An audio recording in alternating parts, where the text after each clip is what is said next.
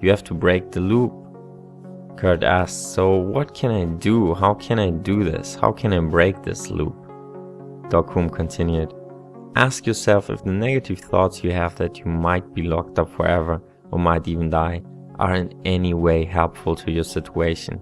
Do they help you in any way, or do they just make you feel bad?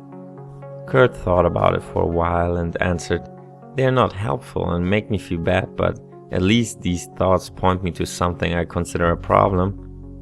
Dokhum said, absolutely, you're right. So try to think one more time about the problem and come to a conclusion. Make a plan you can stick to and then close the topic and stop thinking about the problem. Does that sound better than thinking about the problem over and over again and feeling worse? Kurt hesitated a moment but then agreed. Dokhum continued, let's do this together. First of all, you should look for typical faulty ways of thinking. There are a couple of common ways of faulty thinking many humans use when trying to deal with problems. In this case, you were all or nothing thinking and catastrophizing. All or nothing thinking means you do not consider the middle ground. You think because you told them about our experiments that it would be pointless to hold back other information. Don't think in black and white, consider all the shades of gray as well. Things are usually not completely good or completely bad. Even though you told them a bit about our experiments, it still makes sense to not tell them anything else. All or nothing thinking interferes with your goals. A small setback like this should not cause you to abandon your goals. The other faulty way of thinking was catastrophizing. I understand that you came up with the worst case scenarios of being locked up forever or being killed, but if you think about it, they are very extreme and not likely to happen. And even if there were a 50-50% chance, they might happen. Why not think about the other 50%? They might not happen. Kurt interrupted Dokhum. I feel they are very likely to happen, more like 80%. How can you say that? Dokhum explained. Think about it.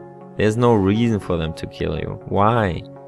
Because you know about us aliens? You might contact the media and tell them your story? They wouldn't believe you and would think you were just like the other 30,000 people who think they've seen aliens and nobody takes them seriously. That made sense to Kurt, but what about being locked up forever? Dokhum continued. How would this help them? You didn't do anything bad to them. They just want information. And why should they keep you when they believe you gave them all they want? Why should they punish you if you didn't do anything bad? Yes, that also made sense to Kurt. He slowly felt a bit more at ease. Dokhum seemed relieved that Kurt understood him now. He continued, now the final step is to plan what you should do about your situation. And this is your decision, Kurt. Kurt was a bit shocked about this and thought for a moment before he answered, I'll give them some more details about the experiments, unimportant details, to make them happy and leave it at that. We will see what happens. That sounds like a plan, Dokhum said. That's it now. Do not think about your current situation again unless something dramatically changes it. Close this topic for yourself. Whenever your thoughts come up again, focus on your breath and just label them as worries.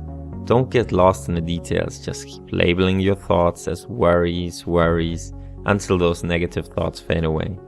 Keep in mind that you have already thought it through, spotted your faulty ways of thinking, come to a conclusion and made a plan you can stick to.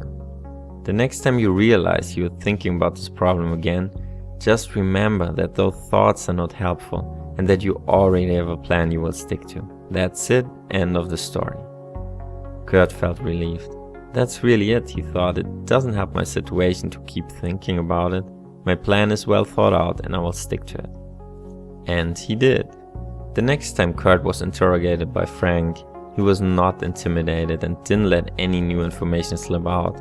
And even if he had, he wouldn't abandon his goal just because of a minor mistake.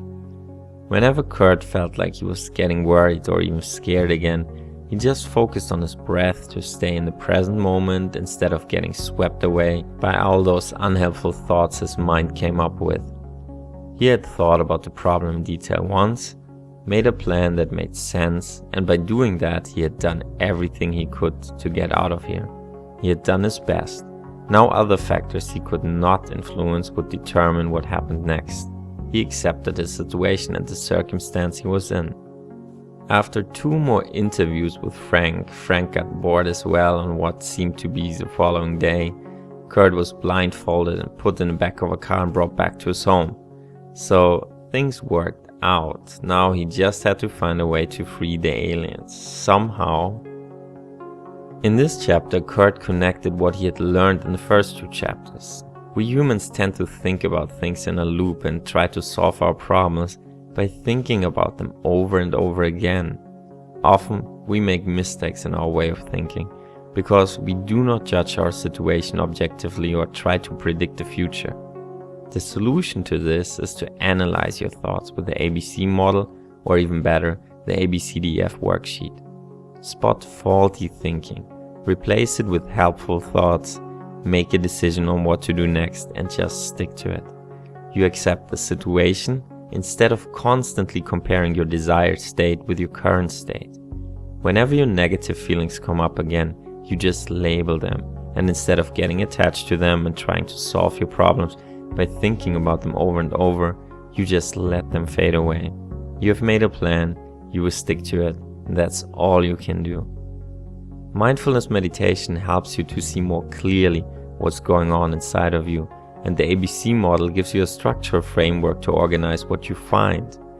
By practicing meditation and training your awareness, you also learn to not be attached to your thoughts, emotions, and sensations. Instead, you let them go. This gives you better objective information you can use while you spot faulty thinking patterns, and it gives you more control over your thoughts and feelings. Using just these 2 things together is really powerful and puts you on a whole different level compared to people who do not know or practice this. It enables you to overcome whatever gets in your way. In the practice lesson, you will learn some more techniques for breaking your loop so you can stop thinking about things over and over again.